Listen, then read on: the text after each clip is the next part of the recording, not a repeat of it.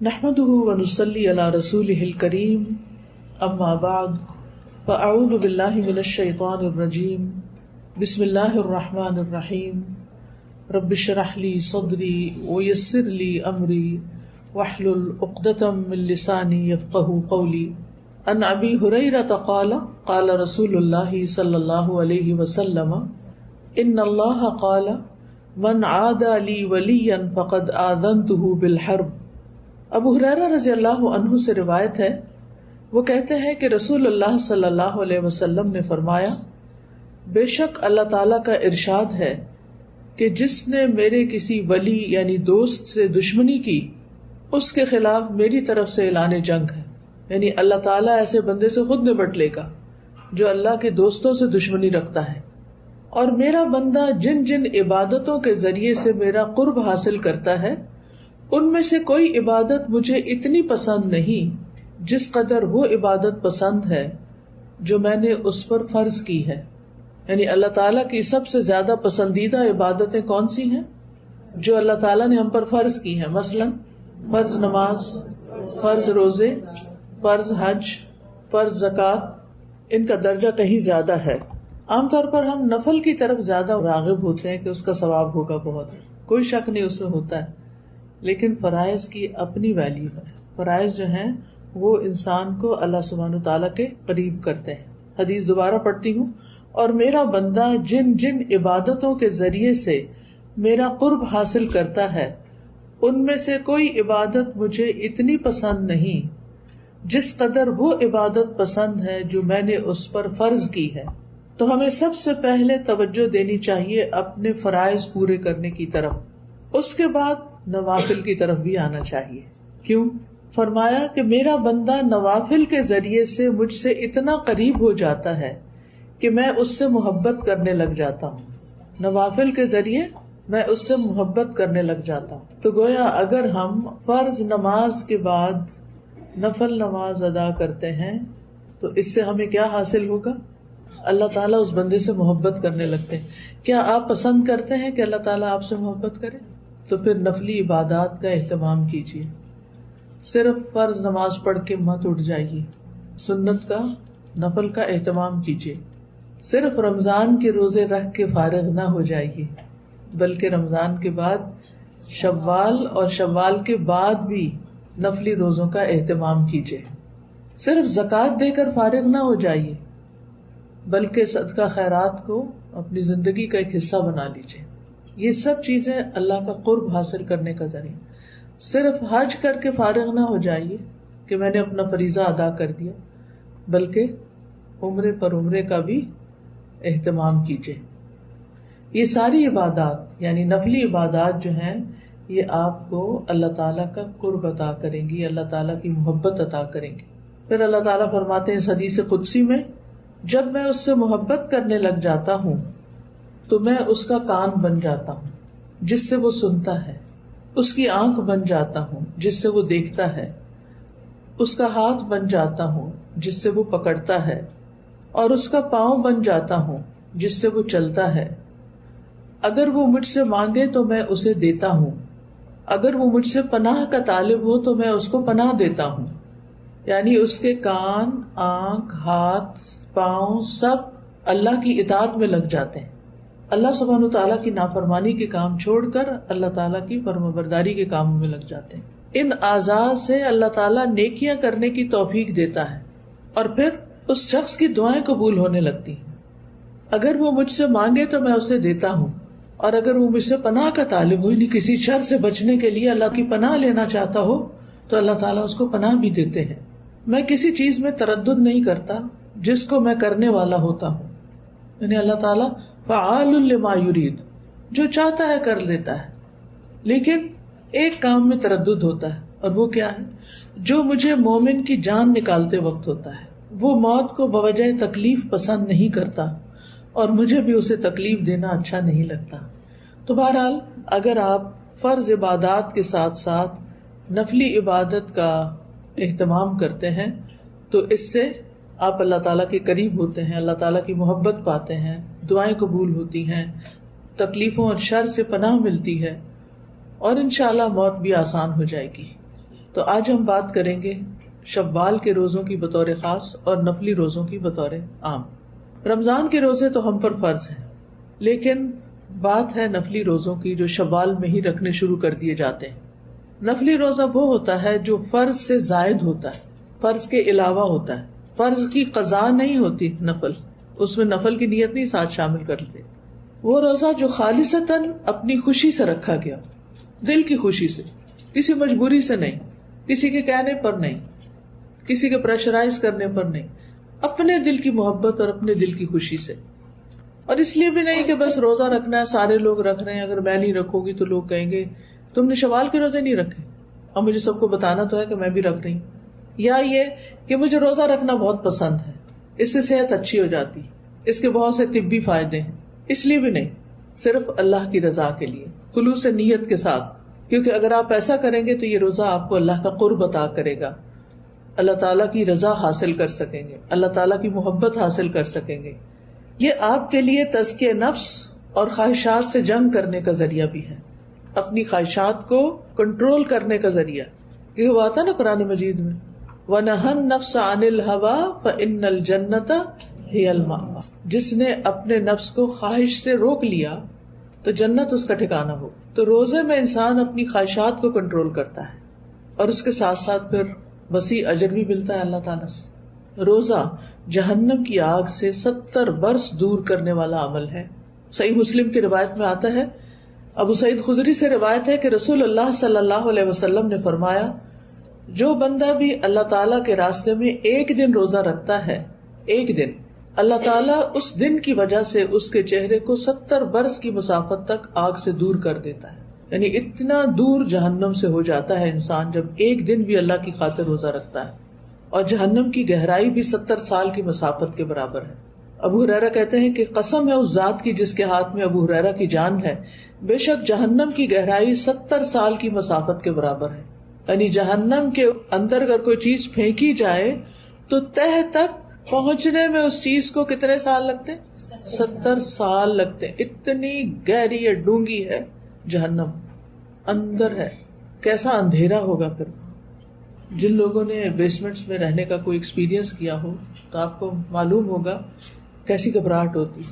کبھی آپ کو زمین کے اندر اترنا پڑے کسی بھی جگہ، چاہے پارکنگ کے لیے، چاہے ویسے رہنے کے لیے، یا کسی پروگرام میں بھی کچھ ہالز ہوتے ہیں نا، وہ بیسمنٹ میں ہوتے ہیں، تو ان کی فیلنگ کچھ اور ہوتی، حالانکہ وہ صرف ایک فلور نیچے ہوتے ہیں یا 2 فلور نیچے ہوتے ہیں۔ تو جہنم تو اتنی گہری ہے، اتنی گہری کہ 70 سال تک بندہ گرتا ہی جائے، گرتا ہی جائے، گرتا ہی۔ امیجن کر سکتے ہیں وہ کتنی گہری ہے پھر۔ تو اس جہنم سے بچانے والی کون سی چیز ہے؟ روزہ۔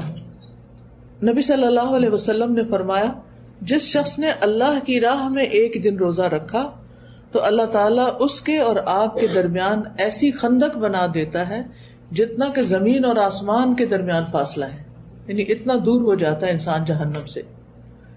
اسی طرح ایک اور حدیث میں آتا ہے، رسول اللہ صلی اللہ علیہ وسلم نے فرمایا، روزہ ڈھال ہے اور یہ مومن کے قلعوں میں سے ایک قلعہ ہے۔ قلعے میں انسان کیوں جاتا ہے، کب جاتا ہے؟ دشمن سے بچنے کے لیے۔ تو ہمارا سب سے بڑا دشمن کون ہے؟ شیطان، اور اس کے بعد خود ہمارا اپنا نفس، ان النفس لامارۃ بالسوء۔ تو جب انسان روزہ رکھتا ہے تو بہت سی برائیوں سے بچتا ہے، اور کیا کہتا ہے کہ میں روزے سے ہوں، اور پھر روزے کی وجہ سے وہ ایک قلعے میں محفوظ ہو جاتا ہے، یعنی گناہوں سے بھی محفوظ ہو جاتا ہے، شیطان کے حربوں سے محفوظ ہو جاتا ہے۔ پھر روزے کو ایک ڈھال بھی کہا گیا ہے، الصیام جنۃ کجنۃ احدکم من القتال۔ رسول اللہ صلی اللہ علیہ وسلم نے فرمایا، روزہ ڈھال ہے، یعنی آگ سے بچانے والی چیز ہے، جس طرح لڑائی میں تم میں سے کسی کی ڈھال ہوتی ہے۔ ایک اور روایت میں آتا ہے مسند احمد کی، رسول اللہ صلی اللہ علیہ وسلم نے فرمایا، جو شخص اللہ کی راہ میں اپنی زائد چیز خرچ کر دے، یعنی جو ضرورت سے زائد ہے، اس کا ثواب 700 گنا ہوگا۔ جو اپنی ذات اور اپنے اہل خانہ پر خرچ کرے، یا کسی بیمار کی عیادت کرے، یا کسی تکلیف دہ چیز کو راستے سے ہٹا دے، تو ہر نیکی کا بدلہ اس جیسی 10 نیکیاں ہوں گی۔ اور روزہ ڈھال ہے بشرطے کہ انسان اسے پھاڑ نہ دے۔ پھاڑتا کیسے ہے؟ گناہ کر کے، غلط کام کر کے۔ نفلی عبادات تو بہت سی ہیں، لیکن روزے جیسا کوئی عمل نہیں۔ حدیث میں آتا ہے، ابو امامہ کہتے ہیں میں رسول اللہ صلی اللہ علیہ وسلم کے پاس حاضر ہوا اور میں نے عرض کیا مجھے ایسی چیز کا حکم دیجیے جو میں آپ سے حاصل کر لوں۔ آپ نے فرمایا روزہ رکھا کرو کیونکہ اس جیسی کوئی چیز نہیں، یعنی ایسی نیکی ہے کہ کوئی اور چیز اس کا مقابلہ نہیں کر سکتی۔ اور ابو امامہ ہی کی ایک روایت اور ہے جو تفصیل سے آتی ہے۔ ابو امامہ کہتے ہیں کہ رسول اللہ صلی اللہ علیہ وسلم نے ایک لشکر ترتیب دیا تو میں آپ کی خدمت میں حاضر ہوا اور عرض کیا یا رسول اللہ صلی اللہ علیہ وسلم میرے حق میں اللہ سے شہادت کی دعا کر دیجئے۔ آپ نے فرمایا اے اللہ انہیں سلامت رکھ اور انہیں مال غنیمت عطا فرما۔ چنانچہ ہم مال غنیمت کے ساتھ صحیح سالم واپس آئے۔ پھر رسول اللہ صلی اللہ علیہ وسلم نے ایک اور لشکر ترتیب دیا۔ پھر میں آپ کے پاس آیا اور عرض کیا یا رسول اللہ صلی اللہ علیہ وسلم میرے حق میں اللہ سے شہادت کی دعا کر دیجئے۔ آپ نے فرمایا اے اللہ انہیں سلامت رکھ اور مال غنیمت کے ساتھ لوٹا۔ پھر تیسری مرتبہ جب لشکر ترتیب دیا تو میں نے عرض کیا یا رسول اللہ میں اس سے پہلے بھی 2 مرتبہ آپ کے پاس آ چکا ہوں، میں نے آپ سے یہ سوال کیا تھا کہ آپ اللہ سے میرے حق میں شہادت کی دعا کر دیجئے، لیکن آپ نے اللہ عز و جل سے سلامتی اور غنیمت کی دعا کی اور ہم مال غنیمت لے کر صحیح سالم واپس آ گئے، لہٰذا یا رسول اللہ اب تو میرے لیے شہادت کی دعا کر دے۔ لیکن آپ نے فرمایا اے اللہ انہیں سلامت رکھ اور انہیں مال غنیمت عطا کر۔ کہتے ہیں ہم مال غنیمت لے کر صحیح سالم واپس آ گئے۔ اس کے بعد میں آپ کی خدمت میں حاضر ہوا اور عرض کیا اللہ کے رسول مجھے کسی عمل کا حکم دیجیے، کوئی حکم دیجیے میں کوئی کام کروں، کچھ نیکی کروں۔ آپ نے فرمایا اپنے اوپر روزے کو لازم کر لو کیونکہ اس جیسا کوئی عمل نہیں، یعنی روزہ رکھنے کی عادت ڈال لو۔ تو ظاہر ہے کہ رمضان تو 1 مہینے میں ہی گزر جاتا ہے، پھر سال کے 11 مہینے تو ہم خوب چھٹی کرتے، پھر اگلے رمضان میں روزے رکھتے ہیں۔ لیکن آپ نے دیکھا ہوگا کہ رمضان کے روزے رکھ کر ایسی عادت ہوتی ہے کہ دل نہیں چاہتا رمضان ختم ہو، کیونکہ ہمارے اوقات، ہمارا ٹائم ٹیبل، ہمارا کھانے پینے کا سسٹم، ہمارا فزیکل ڈائجسٹو سسٹم وہ بھی اتنا ریگولر ہو چکا ہوتا ہے کہ ہم سکون میں آئے ہوئے ہوتے ہیں۔ تو اس لیے کتنا احسان ہے ہم پر ہمارے دین کا کہ ہمیں رمضان کے بعد پھر مزید روزے رکھنے کی ترغیب دی گئی۔ تو بہرحال حضرت ابو امامہ نے نبی صلی اللہ علیہ وسلم کی یہ حدیث اس طرح پلے باندھی، کہا جاتا ہے کہ ابو امامہ، ان کی بیوی اور ان کے خادم کو اکثر روزے رکھتے دیکھا گیا۔ اگر دن کے وقت ان کے گھروں سے دھواں اٹھتا ہوا دکھائی دیتا تو لوگ سمجھ جاتے آج ان کے ہاں کوئی مہمان آیا، ورنہ ان کے ہاں دن کو کھانا نہیں پکتا۔ امامہ رضی اللہ عنہ کہتے ہیں کہ ایک عرصے تک میں اس پر عمل کرتا رہا جب تک اللہ کو منظور ہوا، پھر میں آپ کے پاس حاضر ہوا اور عرض کیا یا رسول اللہ آپ نے مجھے روزے رکھنے کا حکم دیا تھا، مجھے امید ہے کہ اللہ نے ہمیں اس کی برکتیں عطا فرمائی ہیں۔ یا رسول اللہ صلی اللہ علیہ وسلم اب مجھے کسی اور عمل کا حکم دیجیے، یعنی یہ تو عادت پکی ہوگی، اب کوئی اور بتائیے۔ نبی صلی اللہ علیہ وسلم نے فرمایا جان لو کہ اگر تم اللہ کے لیے ایک سجدہ کرو گے تو اللہ اس کی برکت کی وجہ سے تمہارا ایک درجہ بلند کر دے گا اور ایک گناہ معاف کر دے گا۔ تو یہ ہیں وہ عبادتیں جن کی وجہ سے انسان کو اللہ تعالیٰ کا تقرب حاصل ہوتا ہے اور انسان کے دل کے اندر بھی ایک سکون آتا ہے اور انسان کی آخرت بھی سنور جاتی ہے، کیونکہ فرائض کی ادائیگی سے زیادہ بندہ کسی چیز سے اللہ کا قرب حاصل نہیں کرتا، اور مسلسل نوافل کے ذریعے بندہ اللہ کا قرب حاصل کرتا رہتا ہے یہاں تک کہ اللہ تعالیٰ اس بندے سے محبت کرنے لگ جاتا ہے، اور جب محبت کرتا ہے تو پھر اس کو نیکیوں کی توفیق بھی دیتا ہے۔ اور اللہ تعالیٰ کی محبت کی علامت کیا ہے کہ روزے دار کے منہ کی بو اللہ کے نزدیک مسک کی خوشبو سے بھی زیادہ اچھی ہوتی ہے۔ پھر یہ کہ روزہ صدقہ بھی ہے۔ ابو اسد الدؤلی کہتے ہیں کہ ہم ابو ذر رضی اللہ عنہ کے پاس تھے کہ انہوں نے کہا صبح ہوتی ہے تو تمہارے ایک ایک جوڑ پر صدقہ لازم ہو چکا ہوتا ہے اور ہر روز ایسے ہوتا ہے، چنانچہ اس کی ہر نماز صدقہ ہے، یعنی انسان کی، روزہ صدقہ ہے، حج صدقہ ہے، یعنی یہ ہم اپنے جسم کا صدقہ دیتے چلے جاتے ہیں، جان کا صدقہ دے رہے ہوتے ہیں۔ اور صدقہ گناہوں کو بھی بجھاتا ہے، گناہوں کی آگ ٹھنڈی کرتا ہے، فتنوں کا کفارہ بھی ہے۔ حدیث میں آتا ہے کہ آدمی کو اس کے اہل و عیال، اس کے مال اور اس کی اولاد اور اس کے پڑوسیوں کے بارے میں جو آزمائش آتی ہے اس کی معافی نماز، روزے، صدقے اور امر بالمعروف اور نہی عن المنکر سے ہو جاتی۔ یعنی ہمارے جو گناہ ہوتے ہیں، ہماری جو زیادتیاں ہوتی ہیں، وہ کس طرح معاف ہو جاتی ہیں؟ ان نیکیوں کی وجہ سے۔ ان الحسنات یذہبن السیئات۔ اسی طرح روزہ جو ہے وہ دعاؤں کی قبولیت کا ذریعہ ہے. رسول اللہ صلی اللہ علیہ وسلم نے فرمایا 3 آدمیوں کی دعا رد نہیں کی جاتی، ان میں سے ایک روزے دار کی، یہاں تک کہ وہ اس کو افطار کر لے. اور روزے دار کے لیے 2 خوشیاں بھی ہیں. کون کون سی؟ ایک تو جب وہ افطار کرتا ہے تو اس وقت خوش ہوتا ہے، ذهب الظمأ وابتلت العروق وثبت الاجر انشاءاللہ. اور دوسری جب وہ اپنے رب سے ملے گا تو اپنے روزے سے خوش ہوگا، کیونکہ روزے کی جزا کون دے گا؟ اللہ تعالی. ہر نیکی کا بدلہ بتا دیا گیا ہے کہ ایک نیکی کا بدلہ 10 نیکیاں، لیکن روزے کا بدلہ نہیں بتایا گیا. الصوم لی وانا اجزی بہ، روزہ میرے لیے اور میں اس کا بدلہ دوں گا. وہ سرپرائز ہے. تو قیامت کے دن جب انسان اپنے روزے کا بدلہ دیکھے گا تو وہ خوش ہو جائے گا. اس سے بڑھ کر اور کیا چاہیے؟ اور پھر اگر کوئی شخص روزے کی حالت میں فوت ہو جائے، نبی صلی اللہ علیہ وسلم نے فرمایا جو شخص اللہ کی رضا کے لیے ایک دن روزہ رکھے اور اسی پر اس کا اختتام ہو جائے، یعنی روزے کی حالت میں ہی رخصت ہو جائے، تو وہ جنت میں داخل ہوگا، دخل الجنہ. پھر اسی طرح قبر میں روزہ مومن کی حفاظت کرتا ہے. یعنی میت کو جب قبر میں رکھ دیا جاتا ہے تو وہ دفنانے والوں کے واپسی کے جو قدم ہوتے ہیں ان کی آواز سنتے ہیں. اگر وہ مومن ہوتا ہے تو نماز اس کے سرانے ہو جاتی ہے، روزہ اس کی دائیں طرف ہوتا ہے، زکوٰۃ بائیں طرف ہو جاتی ہے، اور دیگر نیک کام، صدقہ خیرات اور لوگوں سے اچھائی یہ اس کے پاؤں کی طرف آ جاتے ہیں. تو جب اس کے سرہانے کی طرف سے آ جاتا ہے تو نماز کہتی ہے کہ میری طرف سے آنے کا کوئی راستہ نہیں. یعنی کوئی عذاب آتا ہے یا کوئی چیز آتی ہے تو نماز نہیں آنے دیتی. جب دائیں طرف سے کوئی چیز آتی ہے تو روزہ کہتا ہے میری طرف سے آنے کا راستہ نہیں، روزہ پروٹیکٹ کرتا ہے.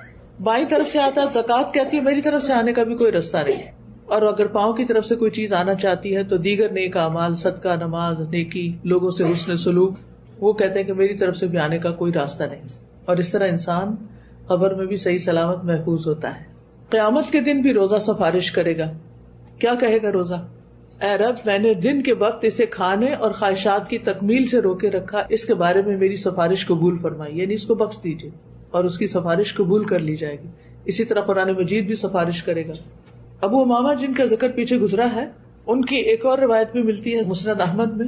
وہ کہتے ہیں ایک مرتبہ میں آپ کی خدمت میں حاضر ہوا اور عرض کیا مجھے کسی عمل کا حکم دیجیے جو مجھے جنت میں داخل کرا دے. آپ نے فرمایا اپنے اوپر روزے کو لازم کر لو، کیونکہ روزے جیسا کوئی عمل نہیں. پھر میں دوبارہ آپ کی خدمت میں حاضر ہوا تو آپ نے فرمایا روزے کو ہی اپنے اوپر لازم کر لو، یعنی بار بار اسی کی تاکید کی. اور روزے داروں کے لیے جنت میں ایک مخصوص دروازہ ہوگا خاص. کیا نام ہے اس کا؟ ریان. اور جب آخری روزہ دار داخل ہو جائے گا تو اس دروازے کو بند کر دیا جائے گا. اور روزہ رکھنے والوں کے لیے جنت میں خوبصورت بالا خانے بھی ہیں. حدیث میں آتا ہے جنت میں ایک بالا خانہ، وہ اوپر کا مقام ایسا بھی ہے جس کا ظاہر اس کے باطن سے اور باطن ظاہر سے نظر آتا ہے، جیسے گلاس کے ونڈوز ہوتے ہیں. یہ اللہ نے اس شخص کے لیے تیار کیا ہے جو لوگوں کو کھانا کھلائے، نرمی سے بات کرے اور مسلسل روزے رکھے، اور اس وقت نماز پڑھے جب لوگ سو رہے ہیں. تو ان چیزوں کا ہمیں اہتمام کرنا چاہیے. صحابہ جو تھے وہ میدان جنگ میں بھی روزہ رکھ لیتے تھے. عبداللہ بن رواحہ جو تھے جب ان کی شہادت ہوئی تو وہ روزے سے تھے. غزوہ موتا کے موقع پر زید بن حارثہ اور جعفر طیار جب شہادت پا چکے تو عبداللہ بن رواحہ کو فوج کا امیر مقرر کیا گیا. اس کی تاکید نبی صلی اللہ علیہ وسلم نے خود کی تھی. وہ روزے سے تھے، سورج غروب ہونے کے قریب تھا. سوچا افطار کر لوں تاکہ جسم میں کچھ طاقت آ جائے، پھر میدان جنگ میں اتروں گا. گوشت کا ایک ٹکڑا ان کے سامنے لایا گیا. انہوں نے روزہ افطار ہونے کے بعد گوشت کھانا چاہا لیکن مزہ نہ آیا. اور مزہ کیسے آتا؟ شہادت انہیں پکار رہی تھی. انہوں نے گوشت ایک طرف رکھ دیا، تلوار نیام سے نکالی، نیام کو توڑ ڈالا اور دشمن کی صفوں میں گھس گئے، شہادت پائی. پھر اسی طرح یہ کہ صحابہ سخت گرمی میں بھی روزے رکھتے تھے. ہم کہتے ہیں نا کہ جب سردی کا موسم ہوگا، ٹھنڈے روزے ہوں گے پھر رکھ لیں گے، لیکن صحابہ گرمی میں بھی رکھتے تھے. سیدنا ابو درداء کہتے ہیں سخت گرمی والے دن روزہ رکھو قیامت کے دن کی گرمی سے بچنے کے لیے. رات کے اندھیرے میں 2 رکعت نماز پڑھا کرو قبر کے اندھیرے میں روشنی کرنے کے لیے، کیونکہ یہ تو آگے پیش آنا ہی ہے نا، تو اس کی تیاری انہیں عبادات کے ذریعے ہوگی. اور صحابہ خواہش رکھا کرتے تھے کہ انہیں گرمیوں کے روزے نصیب ہوں. ہم تو کیلنڈر دیکھتے رہتے ہیں کہ اچھا جلدی سے رکھ لو شوال کے 6، کیونکہ 2 ہفتے بعد رکھے تو اور لمبا ہو جائے گا روزہ.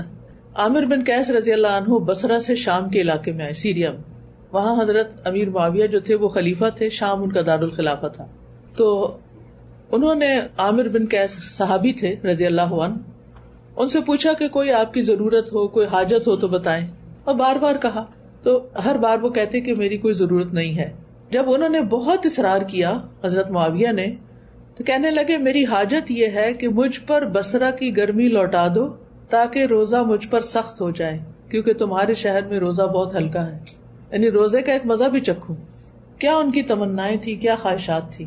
اور ہم کیا سوچتے کہ اگر ہمارے پاس چوائس ہو تو جب گرمیاں یہاں ہوں اور آسٹریلیا میں سردیاں ہوتی ہیں، چلو بچے وہاں رہتے ہیں، وہاں چلے جاتے ہیں، روزے اچھے گزر جائیں گے. ہم ہمیشہ رخصتیں اور سہولتیں ڈھونڈتے رہتے ہیں. حضرت عائشہ رضی اللہ تعالیٰ عنہا بھی سخت گرمی میں نفلی روزہ رکھ لیتی تھی. حضرت عبداللہ بن عمر نفل روزہ رکھتے، بعض اوقات گرمی کی شدت کی وجہ سے بے ہوش ہو جاتے تھے، لیکن روزہ افطار نہیں کرتے تھے. وہ کیوں گرمیوں کے روزے رکھتے تھے؟ کیونکہ وہ روزہ جتاتا ہے، محسوس کراتا ہے پیاس لگتی. آج کل کے روزے تو بہت اچھے تھے، آسان تھے، پتہ ہی نہیں چلا روزے گزر گئے، ایک دن بھی پیاس نہیں لگی، یا لگی تھوڑی بہت لگی، مشکل نہیں ہوئی. تو وہ اپنے نفس کو محسوس کرانا چاہتے تھے. اور یعنی انسان ان چیزوں سے اپنے نفس کو توڑتا ہے، نفس قابو میں آتا ہے، نفس کنٹرول ہوتا ہے. اور صرف یہ نہیں کہ بڑے بڑے صحابہ ہی روزے رکھتے تھے، عوام بھی رکھتے تھے. عبداللہ بن عمر اپنے ساتھیوں کے ساتھ ایک سفر پر نکلے تو راستے میں ان کے لیے دسترخوان بچھایا گیا. پاس سے ایک چرواہا گزرا، سیدنا عبداللہ بن عمر نے اسے بلایا تاکہ وہ بھی ان کے ساتھ کھانے میں شریک ہو جائے. چرواہے نے کہا میرا روزہ ہے.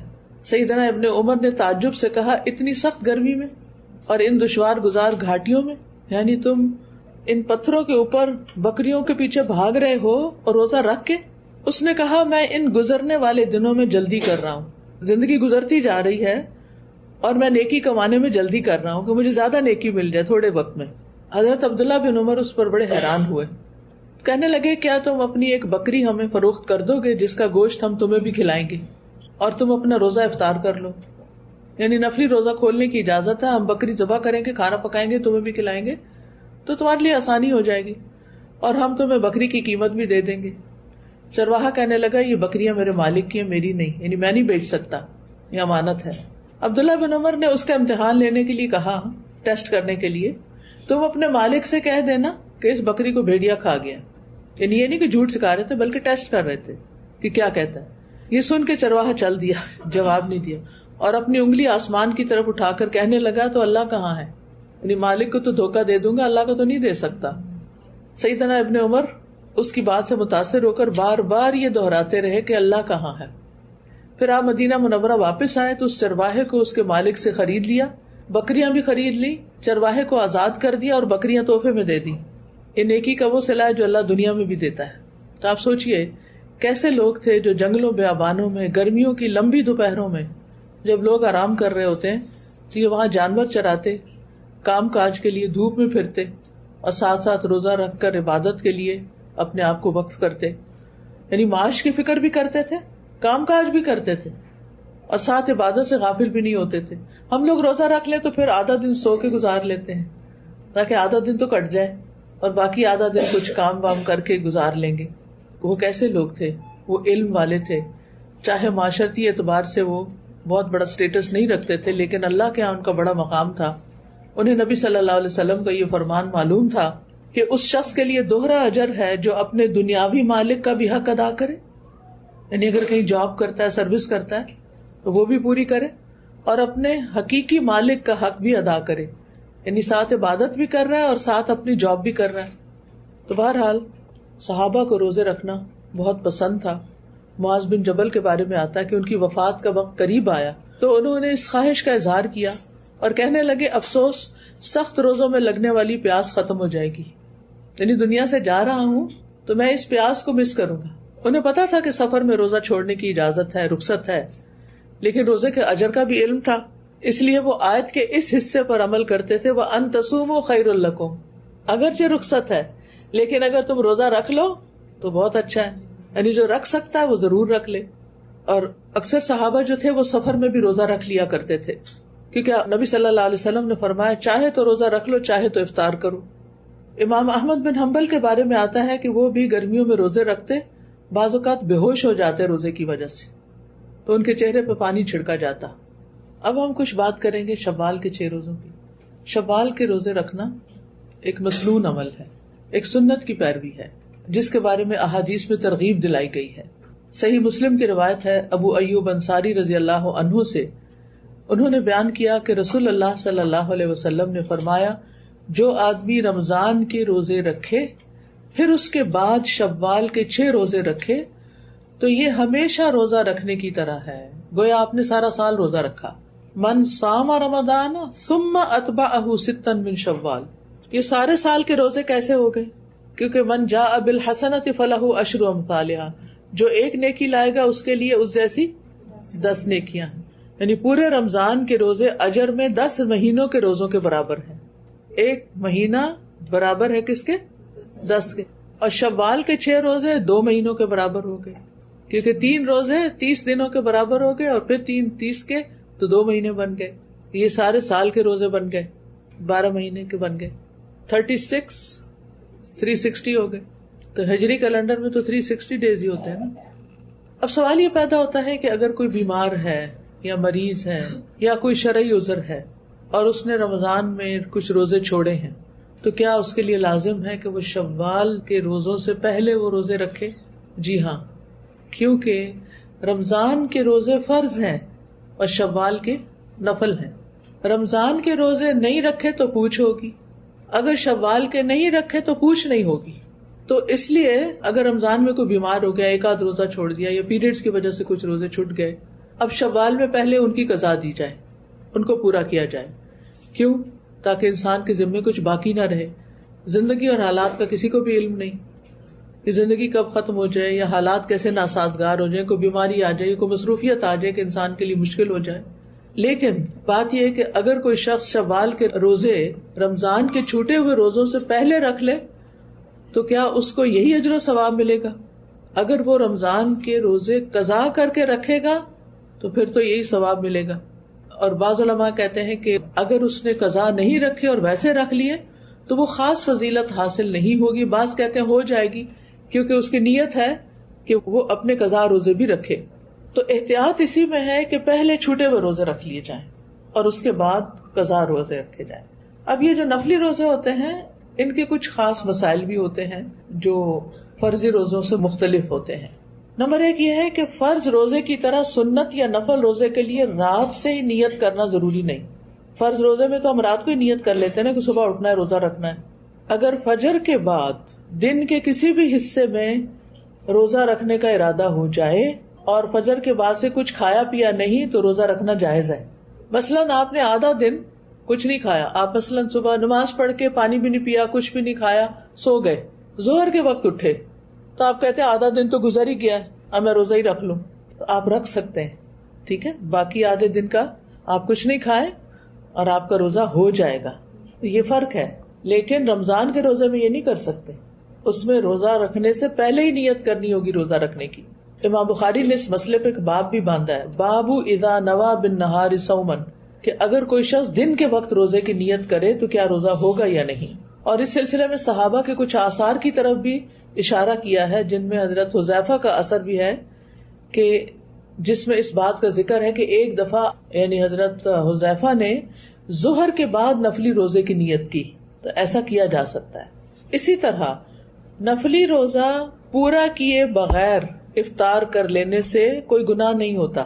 مثلا آپ نے روزہ رکھا کہ آپ کی کسی دوست نے آپ کو بلایا، جب آپ اس کے گھر جاتے ہیں تو وہ اصرار کرتی ہے کہ کچھ کھا لیں، آپ کہتے ہیں میرا روزہ ہے، وہ پھر اصرار کرتی ہے کوئی نہیں نفلی روزہ کھا لو، اور آپ کھا لیتے ہیں تو کوئی حرج نہیں، کوئی گناہ نہیں، یعنی یہ روزہ توڑنے میں نہیں آئے گا، اس کو روزہ توڑنا شمار نہیں کیا جائے گا، یعنی اس پر نہ کوئی گناہ لازم ہوگا نہ اس کی قضا دینی لازم ہے، چاہے کسی شرعی عذر کے ساتھ افطار کیا جائے یا بغیر شرعی عذر کے۔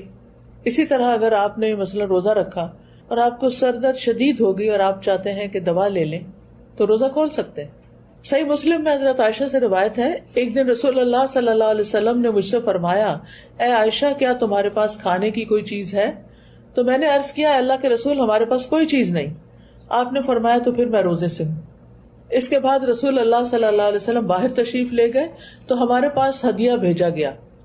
جب رسول اللہ صلی اللہ علیہ وسلم واپس تشریف لائے، میں نے عرض کیا، اے اللہ کے رسول ہمیں ہدیہ دیا گیا ہے۔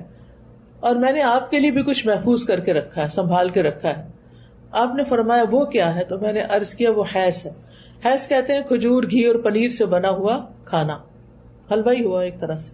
آپ نے فرمایا اسے لائیے، تو میں اسے لے آئی تو آپ نے اسے کھا لیا. پھر آپ نے فرمایا میں نے تو روزے کی حالت میں صبح کی تھی، یعنی روزہ رکھا ہوا تھا لیکن جب یہ کھانا آیا تو میں نے روزہ کھول کے کھا لیا. تو نفلی روزہ رکھنا ایسا ہی ہے جیسے کوئی شخص اپنے مال سے صدقہ نکالتا ہے، چاہے تو دے دے چاہے تو روک لے اور نہ دے. کئی دفعہ ایسا ہوا ہوگا آپ کے ساتھ بھی کہ آپ نے سوچا ہوگا کہ میں نا فلاں کو اتنے پیسے دوں گی یا فلاں جگہ اتنا خرچ کروں، پھر جب وہ وقت آیا، وہ جگہ آئی خرچ کرنے کی، تو آپ نے کہا نہیں اتنا نہیں، اتنا کم کر دیا. تو کیا آپ پر کوئی گناہ ہوگا؟ نہیں، گناہ نہیں ہوگا. اسی طرح روزہ رکھا ہے آپ نے، کیونکہ روزہ دل کی خوشی سے رکھنا، اور اگر آپ نہیں رکھنا چاہتے نہ رکھیں، گناہ نہیں ہوگا. لیکن اگر رکھیں تو آپ کے حق میں بہت اچھا ہے. اور جہاں تک شوال کے مہینے کا تعلق ہے تو شوال ایک بڑا ہی خوبصورت مہینہ ہے جو رمضان کے فوراً بعد آتا ہے، جس میں اکثر لوگوں کی شادیاں بھی ہوتی ہیں. پھر اسی طرح حج کے مہینوں کی ابتدا بھی شوال سے ہو جاتی ہے. حاجی تیاری شروع کر دیتے ہیں، فلائٹ شروع ہو جاتی ہیں، اور شوال میں سب کا رجحان حج کی طرف ہو جاتا ہے. اگر کسی کا اعتکاف رہ گیا ہو تو اس کی قضا بھی ہو جاتی ہے اس مہینے میں. یعنی کوئی رمضان میں اعتکاف کرنے والا تھا، نہیں کر پایا تو شوال میں کر لے. یاد رکھیے شوال کے روزے سنت ہیں یا مستحب کہہ لیں، واجب نہیں. اور ان کی فضیلت بہت زیادہ ہے، اجر بہت بڑا ہے، کیونکہ اگر یہ 6 روزے رکھ لیے جائیں رمضان کے بعد تو مکمل سال کے روزوں کا ثواب ملتا ہے. پھر اسی طرح شوال کے روزے رمضان کے روزوں میں کمی بیشی کا عوض بھی ہے. کیا مطلب اس بات کا؟ اگر رمضان کے روزوں میں آپ سے کوئی کوتاہی ہو گئی، روزہ رکھ کے آپ کے منہ سے کوئی ایسی بات نکلی، تو ایک طرح سے کفارہ بھی ہے ان کا. حدیث میں آتا ہے قیامت کے روز بندے سے سب سے پہلے اس کی نماز کا محاسبہ ہوگا. اگر وہ ٹھیک رہی تو کامیاب ہو گیا اور نجات پا گیا، اور اگر وہ خراب نکلی تو وہ ناکام اور نامراد رہا. اور اگر اس کی فرض نمازوں میں کوئی کمی ہوگی تو رب عز و جل فرشتوں سے فرمائے گا دیکھو میرے اس بندے کے پاس کوئی نفل نماز ہے، چنانچہ فرض نماز کی کمی کی تلافی اس کی نفل سے کر دی جائے گی. پھر اسی انداز سے سارے اعمال کا محاسبہ ہوگا کہ رمضان کے روزے میں اگر کوئی کمی بیشی ہو گئی تو وہ یعنی شوال کے روزوں سے پوری کر دی جائے گی. پھر یہ قضا جلدی ادا کرنے کا مہینہ بھی ہے. جو شخص یہ چاہتا ہے کہ وہ شوال کے روزوں سے پورا فائدہ اٹھائے، وہ کیا کرے گا کہ اس سے پہلے میں جلدی سے اپنی قضا پوری کر لوں. تو اس طرح قضا بھی ٹائم پر ہو جائے گی، ورنہ تو سارا سال لڑکتی رہتی. اچھا ابھی رکھتے ہیں. اور جتنے ہم رمضان سے دور ہو جاتے ہیں اتنا ہی روزہ رکھنا ہمیں انتہائی مشکل کام نظر آتا ہے. تو جو رمضان کے بعد شوال کے روزے رکھتا ہے وہ اس اجر کو پا لیتا ہے جو ان کے ساتھ وابستہ ہے. لیکن یہ یاد رکھیے کہ قضا روزہ اور شوال کا روزہ کٹھا نہیں کیا جا سکتا کہ مثلا آج میں نے روزہ رکھا اور میں کہوں یہ میرا قضا بھی اور آج شوال کا بھی ہے. یہ نہیں ہو سکتا. یہ روزے اکٹھے بھی رکھ سکتے ہیں آپ کنزیکٹیولی 6 پورے، عید کے اگلے دن سے لے کے 6 دن تک، اور آپ سارے مہینے پر سپریڈ بھی کر سکتے ہیں. سوموار جمعرات کو بھی رکھ سکتے ہیں یا پھر ایام بیز میں رکھ سکتے ہیں، لیکن شوال کے اندر ہی پورے کرنے ہوں گے. یعنی قضا اور شوال کٹھا نہیں کر سکتے، لیکن ایک ہی نیت میں ایام بیز کے روزے، سوموار اور جمعرات کے روزے اور شوال کے 6 روزے جمع کیے جا سکتے ہیں.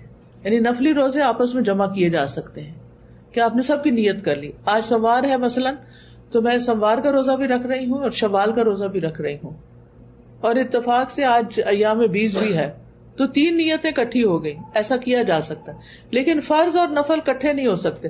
جیسے آپ فرض نماز پڑھتے ہو یہ نہیں کہہ سکتے میں 4 فرض پڑھی ہوں اور 4 سنتیں بھی میری بیچ میں ہی ہیں، یہ نہیں ہو سکتا. اچھا شوال کے روزے رکھتے ہوئے ہفتے کے دن روزہ رکھنے کی رخصت ہے. یعنی بعض لوگ یہ کہتے ہیں کہ ہفتے کے دن الگ سے روزہ نہیں رکھ سکتے، یہ حدیث ضعیف ہے. ہفتے کے دن بھی اگر آپ نے مثلا فرائیڈے نہیں روزہ رکھا، سنڈے نہیں رکھا، صرف ہفتے کے دن رکھنا ہے تو رکھ سکتے ہیں، اور جمعے کے ساتھ ملا کر بھی رکھ سکتے ہیں، اور اتوار کے ساتھ ملا کر بھی رکھ سکتے ہیں. اسی طرح اکیلے ہفتے کے دن کا روزہ بھی رکھ سکتے ہیں، اور ان میں سے اس میں کوئی حرج نہیں، کیونکہ وہ روایت ضعیف ہے جس سے حجت نہیں لی جا سکتی کہ ہفتے کے دن الگ سے روزہ نہیں رکھنا چاہیے. پھر اسی طرح یہ ہے کہ بلا عذر مؤخر نہیں کرنے چاہیے، ڈیلے نہیں کرنے چاہیے. اگر شوال گزر گیا اور آپ ذی-القعدہ میں 6 روزے رکھ رہے ہیں تو اس کا فائدہ نہیں، وہ فائدہ نہیں ہوگا جو شوال میں رکھنے کا ہوگا. اچھا، اسی طرح ہر سال رکھنا واجب نہیں ہے، کیونکہ بعض لوگ کہتے ہیں اگر 1 سال رکھ لیے تو ہمیشہ رکھنے پڑیں گے. ایسا کچھ بھی نہیں، آپ جب چاہیں رکھیں اور جب چاہیں نہ رکھیں، اور بغیر عذر کے کوئی بھی نفلی روزہ چھوڑا جا سکتا ہے. اچھا، شوال کے روزے پورے کرنے کے بعد عید منانا بدعت ہے. کچھ لوگ اس کا اہتمام کرتے ہیں کہ میں نے 6 شوال پورا کر لیا، آج میری عید ہے. یہ کوئی عید نہیں ہے. نبی صلی اللہ علیہ وسلم یا صحابہ نے ایسی کوئی عید نہیں کی. یہ دین میں ایک نئی بات نکالنا ہے، ایسا نہیں کریں، کیونکہ عیدیں تو بس 2 ہی ہیں ہمارے دین میں.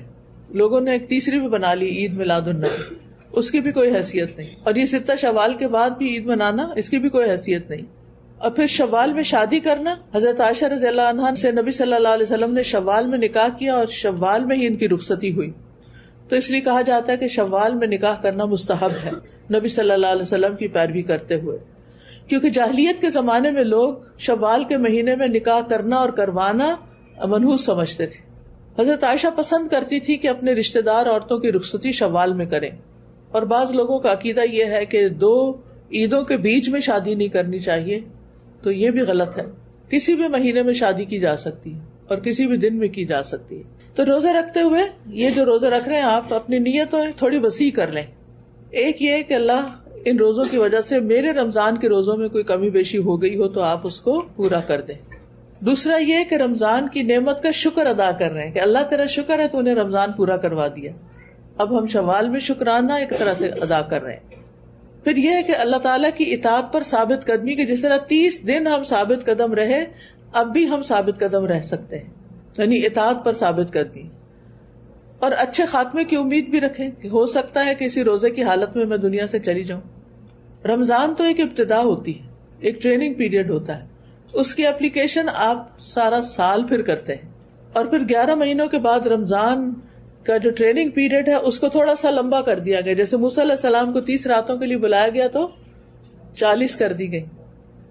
تو 30 روزے ہیں لیکن 6 اور اتنا ثواب بتا کے ان کو تھوڑا اور اس پیریڈ کو ایکسٹینڈ کر دیا گیا.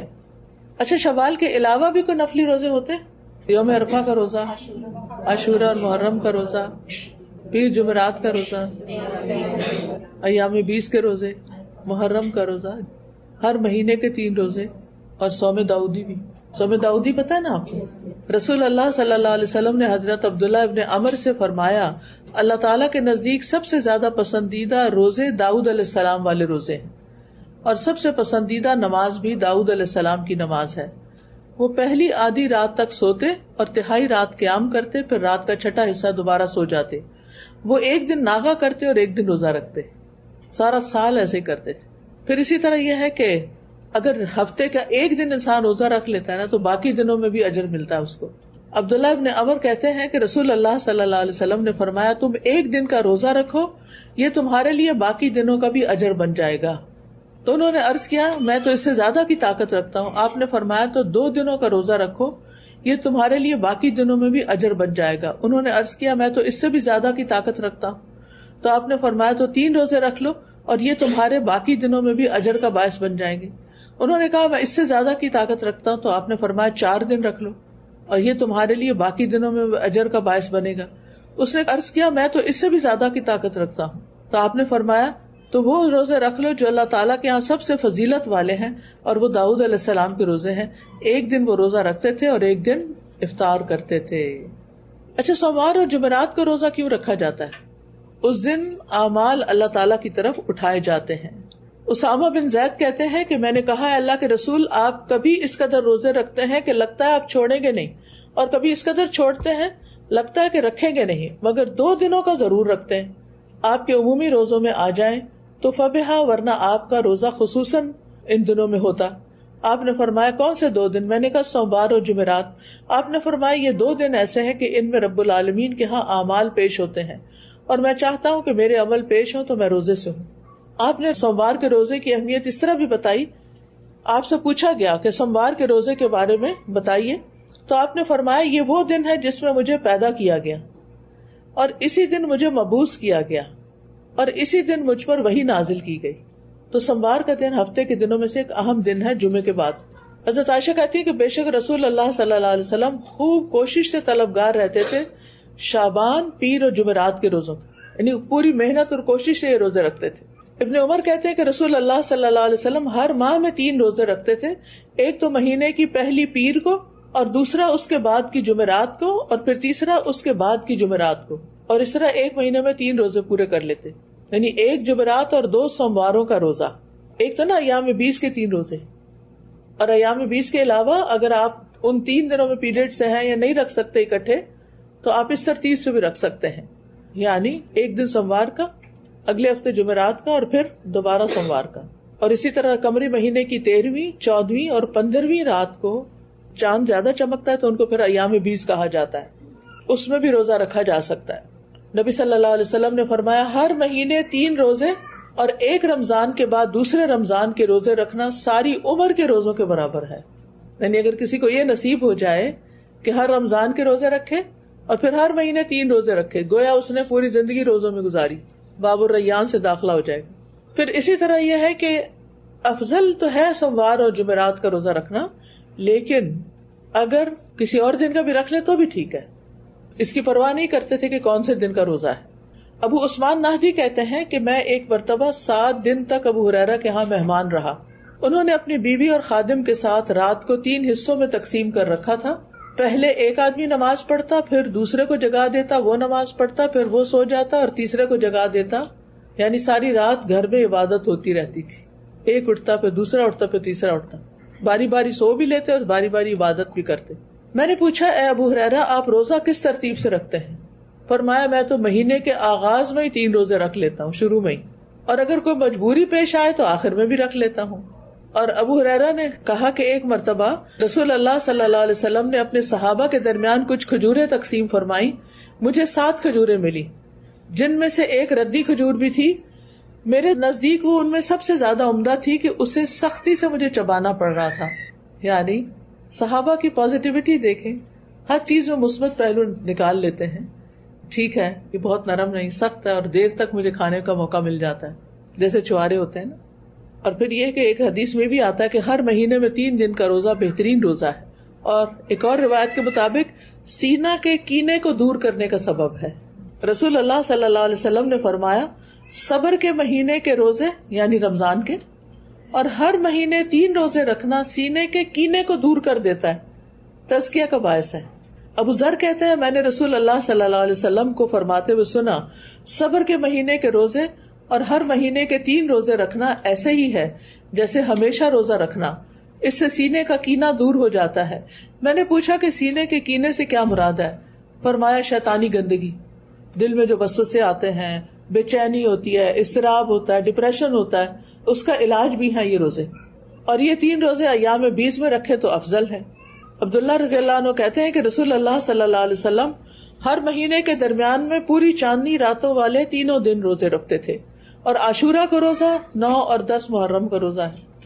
اس کا کیا فائدہ ہے؟ اس کے بارے میں آپ نے فرمایا یہ روزہ گزرے ہوئے 1 سال کے گناہوں کا کفارہ بن جاتا ہے۔ اور محرم کے روزے پورا مہینہ روزے رکھنا، رسول اللہ صلی اللہ علیہ وسلم نے فرمایا رمضان کے روزوں کے بعد سب سے زیادہ فضیلت والے روزے اللہ کے مہینے محرم کے ہیں، اور فرض نماز کے بعد سب سے زیادہ فضیلت والی نماز رات کی نماز ہے۔ پھر عرفہ کا روزہ، جب آپ سے عرفہ کے روزے کے بارے میں پوچھا گیا تو آپ نے فرمایا گزرے ہوئے 1 سال اور آنے والے 1 سال کے گناہوں کا کفارہ بن جاتا ہے۔ پھر اسی طرح شعبان کے روزے، آپ نے فرمایا، حضرت اسامہ کہتے ہیں میں نے عرض کیا اللہ کے رسول میں نے آپ کو کسی مہینے میں اتنے روزے رکھتے نہیں دیکھا جتنے آپ شعبان میں رکھتے ہیں۔ آپ نے فرمایا یہ وہ مہینہ ہے کہ لوگ اسے غفلت کر جاتے ہیں، یہ رجب اور رمضان کے درمیان ہے، اور یہ وہ مہینہ ہے کہ اس میں رب العالمین کے ہاں انسانوں کے اعمال پیش کیے جاتے ہیں، تو میں چاہتا ہوں کہ میرے اعمال پیش ہوں تو میں روزے سے ہوں۔ پھر رجب کے مہینے میں روزے، سعید بن جبیر سے سوال کیا گیا رجب کے روزوں کے بارے میں تو وہ کہتے ہیں مجھے ابن عباس نے خبر دی کہ بے شک رسول اللہ صلی اللہ علیہ وسلم کبھی مسلسل روزے رکھتے کہ ہم کہنے لگتے کہ اب آپ ناغہ نہیں کریں گے، اور کبھی اتنی مدت روزے چھوڑتے کہ ہم کہتے کہ آپ روزہ نہ رکھیں گے، اور اس میں وہ رجب، شعبان، رمضان یعنی مسلسل روزے رکھتے۔ اصل بات یہی ہے کہ دل کی خوشی سے اگر انسان ایک روزہ بھی رکھتا ہے تو اللہ تعالیٰ اسے جہنم سے 100 سال کے فاصلے پر کر دیتا ہے۔ عامر بن عبداللہ سے ایک بار سوال کیا گیا، آپ ساری رات جاگنا اور دن کی گرمی میں پیاسے رہنا کیسے برداشت کر لیتے ہیں؟ انہوں نے جواب دیا، کیا یہ صرف دن کا کھانا رات تک اور رات کی نیند دن تک منتقل کرنے سے کچھ زیادہ ہے؟ یہ کوئی بڑی بات نہیں۔ فضیل بن ایاز کہتے ہیں، اگر آپ رات کا قیام اور دن میں روزہ نہیں رکھ سکتے تو جان لیں کہ آپ یقیناً محروم اور محدود رکھے گئے ہیں اور اپنے گناہوں کے ہاتھوں جکڑے ہوئے ہیں۔ یعنی جو روزے نہیں رکھتا نفلی روزے، تو گویا اس کو توفیق ہی نہیں ہے، گناہوں کا کوئی وبال ہے اس پر۔ اللہ تعالیٰ سے دعا ہے کہ اللہ تعالیٰ ہمیں روزہ رکھنے کی توفیق عطا فرمائے۔ وآخر دعوانا ان الحمد للہ رب العالمین۔ سبحانک اللہم وبحمدک، اشہد ان لا الہ الا انت، استغفرک واتوب الیک۔ السلام علیکم ورحمۃ اللہ وبرکاتہ۔